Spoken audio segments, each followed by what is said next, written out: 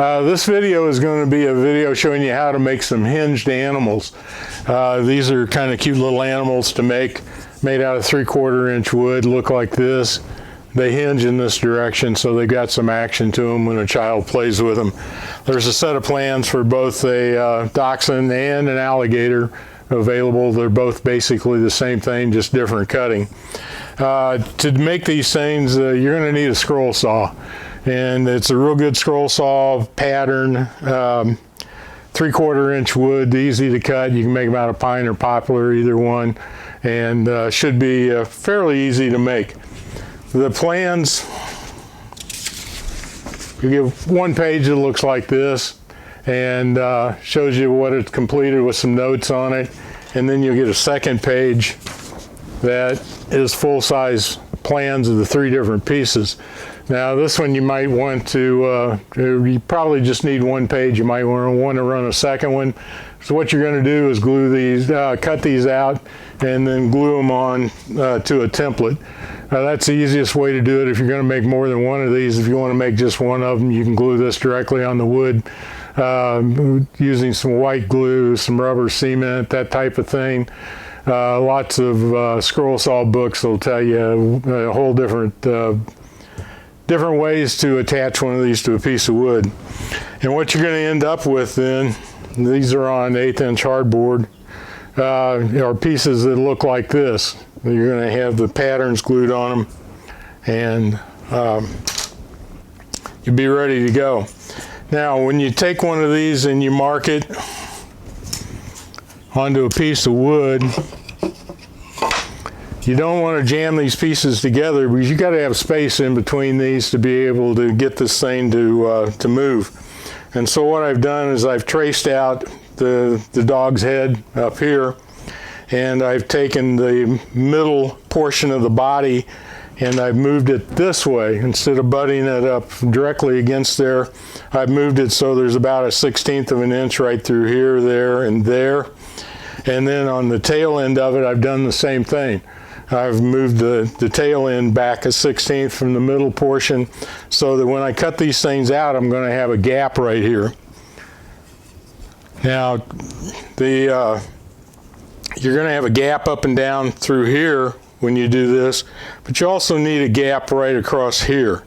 And so when you cut this thing out, you don't want to cut just straight down this line. You want to cut a little bit to the inside of the line on this way, a little bit to the outside of the line on that way. But that's all easy to do with a scroll saw. There's lots of choices on scroll saw blades. If you're using 3/4 inch poplar or 3/4 inch pine, what I suggest you use is a reverse cut scroll saw blade. They're readily available, and what happens is that blade cuts on the upstroke, it cuts on the bottom surface, and it cuts on the downstroke, and so what you get is a real clean surface on the bottom. If you don't have a reverse cut, what's going to happen is you're going to keep cutting down and you're going to keep creating a burr down on the bottom side. That's going to cause you a lot of sanding and some other problems as you continue to cut this piece on your scroll saw table. Now this is what a reverse cut blade looks like. You've got cutting teeth that are coming down to here, and then you're going to have a little short gap, and then you've got teeth on the bottom of the blade which are going to be cutting as they come up that way. So when you run your finger on this blade, you'll feel your finger slide across it in one direction and then start catching on the teeth that are pointed in the other direction. And of course the shorter section is the section that goes down below the table and comes up. So it should be real simple to figure out, give you a good clean cut.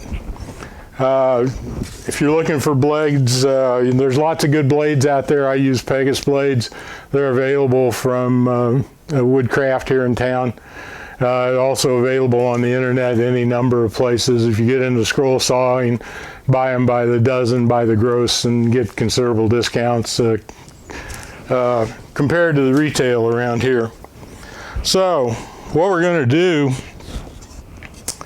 we've got our pattern laid out, and what we need to do is drill holes down through here. That's where our pivot pins are going to go, our dowel rods are going to go. And one of the keys to doing that is that if I leave this like this, then these small holes we're drilling, the drill bits aren't long enough to get down into here where we need to be. And so what I do is I do a quick cut with a saw and cut this down closer. And I make sure that where I'm going to be drilling my holes, that I've got a flat spot up here, so that when I put my drill bit there, it's going to go exactly where I wanted it to, and not try to track off if you're drilling on, like you're drilling on an inclined surface. So depending on the size of dowel rod that you're using, an 1/8" dowel rod works well. You want to make sure that when you come down into this bottom part, you want a snug fit on that dowel rod. So an 1/8" dowel rod, you usually go like one drill bit size larger. If the dowel rod's undersized, then you go with an 1/8". You'll have to play around a little bit with your drill bits and your dowel rods to see what fits. But you come in and you drill a hole all the way down. Make sure you don't go through the bottom side down here. And after you do all of that, now you can take these apart, and on your scroll saw cut them apart. And then you got to do one more drill step, and that step is to take the centerpiece and enlarge that hole a little bit so that it'll pivot on that dowel rod. And go up one more drill size, drill the hole in through here. You've already got a pilot hole, so you know exactly where you've got to go. And you do all of that, and if you got just a good snug fit, it'll be snug at the top, snug at the bottom. It'll be free to turn in the center. And when you do the final assembly on it, put a little bit of glue down here in the bottom just to hold that dowel rod into place as a pin. What you're going to have then is you're going to have a joint that looks a lot like this. And this one has not been rounded or anything. If you don't do anything else to it, you're going to have very little motion on the dog or the alligator. So what you need to do is you need to round off the edges here. And what I did on this particular one with 3/4 inch wood is you can just put a round over bit in a router table, and you can route these, or you can file those, or you can sand them. You can do anything, but you've got to get some kind of a radius on here, and to allow them to have some reasonable some movement down here. Now, one thing you might notice on this one is when I go this way, I don't have a whole lot of motion in this direction. I have a whole lot more in this direction. And that's because when I drilled it, I got it a little bit off center. So if you get it a little bit off center, you're going to be restricted in movement in one direction as opposed to the other. So it's try to do everything you can to get this run down into the center so you got the same motion in both directions. But then once you got all of that working, you're in pretty good shape. You can go ahead and put this together, and you're going to have dowel rods sticking out of the top. Just sand those down. And then on the dog, what I've done is made some ears out of some zebra wood.